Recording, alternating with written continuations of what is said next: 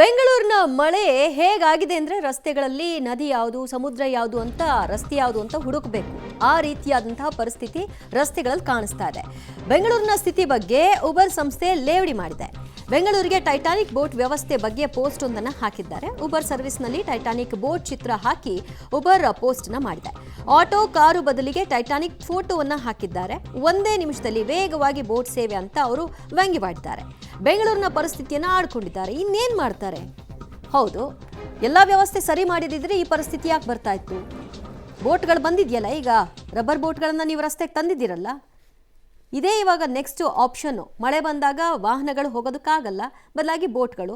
ಅದಕ್ಕೂ ಕೂಡ ಮೋಸ್ಟ್ಲಿ ತಯಾರಿಗಳನ್ನ ಇವ್ರು ಮಾಡ್ಕೊಳ್ತಿರಬಹುದೇನೋ, ಮಾಡ್ಕೊಳ್ಬೇಕಾಗಿ ಬರಬಹುದು. ಯಾಕಂದರೆ ಎಷ್ಟು ಅಂತ ಸರ್ಕಾರ ಅವಾಗ ಕೊಡುತ್ತೆ, ಅದಕ್ಕೂ ಅಡ್ಜಸ್ಟ್ ಆಗಿ ಅಂತ ಹೇಳಬಹುದು.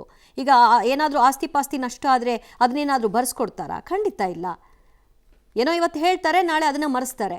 ಈ ಹಿಂದಿನಿಂದ ಆಗಿರೋದನ್ನೆಲ್ಲ ಗಮನಿಸ್ತಾ ಇದ್ರೆ ನಾವೇ ಒಂದಷ್ಟು ರಿಯಾಲಿಟಿ ಚೆಕ್ಕನ್ನು ಮಾಡಿದ್ವಿ, ಎಷ್ಟೆಷ್ಟು ಪರಿಹಾರಗಳು ಸಿಕ್ಕಿದೆ ಅಂತ. ಅದರಲ್ಲಿ ಸಿಕ್ಕಂತಹ ಫಲಿತಾಂಶ ಏನು? ಯಾರಿಗೂ ಏನು ಪರಿಹಾರ ಸಿಕ್ಕಿಲ್ಲ. ವಾಹನಗಳು ಕೆಟ್ಟು ನಿಂತರೆ ಈ ರಸ್ತೆಗಳಲ್ಲಿ ಹೋಗಿ ಅದರ ಪರಿಹಾರ ಯಾರು ಕೊಡ್ತಾರೆ?